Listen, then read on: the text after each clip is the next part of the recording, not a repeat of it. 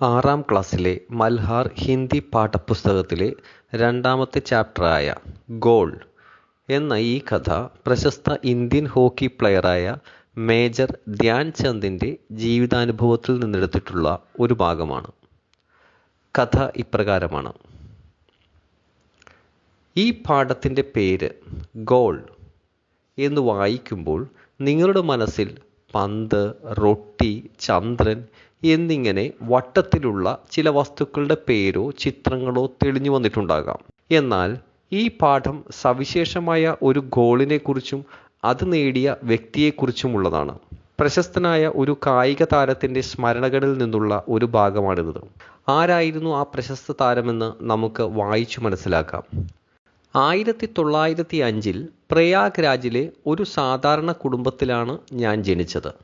പിന്നീട് ഞങ്ങൾ ഝാൻസിയിലേക്ക് താമസം മാറി. 16-ാം വയസ്സിൽ ഞാൻ ഫസ്റ്റ് ബ്രാഹ്മൺ റെജിമെൻറ്റിൽ ഒരു സാധാരണ പട്ടാളക്കാരനായി ചേർന്നു. എൻ്റെ റെജിമെൻറ്റിന് ഹോക്കിയിൽ നല്ല പേരുണ്ടായിരുന്നു. പക്ഷേ എനിക്ക് കളിയിൽ വലിയ താല്പര്യമില്ലായിരുന്നു. അന്ന് ഞങ്ങളുടെ റെജിമെൻറ്റിലെ സുബേദാർ മേജർ തിവാരി ആയിരുന്നു. അദ്ദേഹം എന്നോട് ഹോക്കി കളിക്കാൻ ഇടയ്ക്കിടെ ആവശ്യപ്പെടുമായിരുന്നു. ഞങ്ങളുടെ ക്യാമ്പിൽ ഹോക്കി കളിക്കാൻ കൃത്യമായ സമയമൊന്നും ഉണ്ടായിരുന്നില്ല. പട്ടാളക്കാർക്ക് എപ്പോൾ വേണമെങ്കിലും മൈതാനത്തെത്തി പരിശീലനം നടത്താമായിരുന്നു. അക്കാലത്ത് ഞാൻ ഒരു തുടക്കക്കാരൻ മാത്രമായിരുന്നു. എൻ്റെ കളി മെച്ചപ്പെട്ടതനുസരിച്ച് എനിക്ക് സ്ഥാനക്കയറ്റങ്ങളും ലഭിച്ചു. 1936 ബെർലിൻ ഒളിമ്പിക്സിൽ എന്നെ ക്യാപ്റ്റനായി തിരഞ്ഞെടുത്തു. അന്ന് ഞാൻ സൈന്യത്തിൽ ലാൻസ് നായിക് ആയിരുന്നു. ബെർലിൻ ഒളിമ്പിക്സിൽ എൻ്റെ കളിരീതി കണ്ട ആളുകൾ എന്നെ ഹോക്കി മാന്ത്രികൻ എന്ന് വിളിക്കാൻ തുടങ്ങി. എല്ലാ ഗോളുകളും ഞാൻ തന്നെ നേടുന്നു എന്നല്ല ഇതിനർത്ഥം.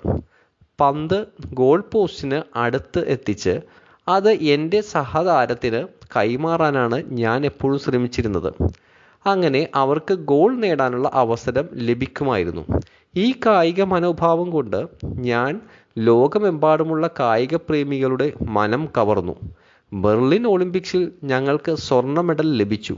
കളിക്കുമ്പോൾ ജയപരാജയങ്ങൾ എൻ്റേതല്ല, മറിച്ച് രാജ്യത്തിൻ്റേതാണെന്ന് ഞാൻ എപ്പോഴും ഓർമ്മിക്കുമായിരുന്നു. കളിക്കളത്തിൽ ഉന്തും തള്ളും വാക്കുതർക്കങ്ങളും സാധാരണമാണ്. ഞങ്ങൾ കളിച്ചിരുന്ന കാലത്തും ഇതൊക്കെ പതിവായിരുന്നു.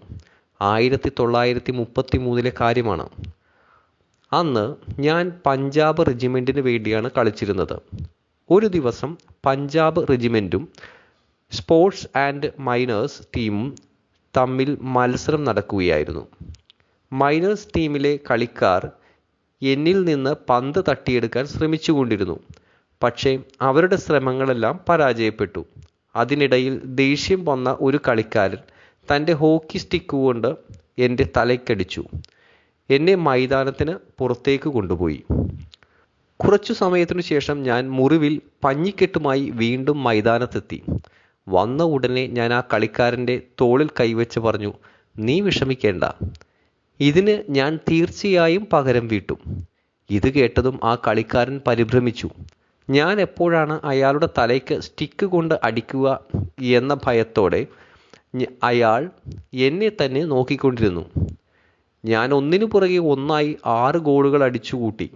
കളി കഴിഞ്ഞപ്പോൾ ഞാൻ വീണ്ടും ആ കളിക്കാരൻ്റെ പുറത്തു തട്ടി പറഞ്ഞു, "കൂട്ടുകാരാ, കളിയിൽ ഇത്രയും ദേഷ്യം നല്ലതല്ല. ഞാൻ എൻ്റെ പ്രതികാരം തീർത്തു കഴിഞ്ഞു. നീ എന്നെ ഹോക്കി സ്റ്റിക്ക് കൊണ്ട് അടിച്ചിരുന്നെങ്കിൽ ഒരുപക്ഷെ 2 ഗോളിന് മാത്രമേ ഞാൻ നിങ്ങളെ തോൽപ്പിക്കുമായിരുന്നുള്ളൂ." ആ കളിക്കാരൻ ശരിക്കും ലജ്ജിച്ചുപോയി. എൻ്റെ പ്രതികാര രീതി കണ്ടില്ലേ?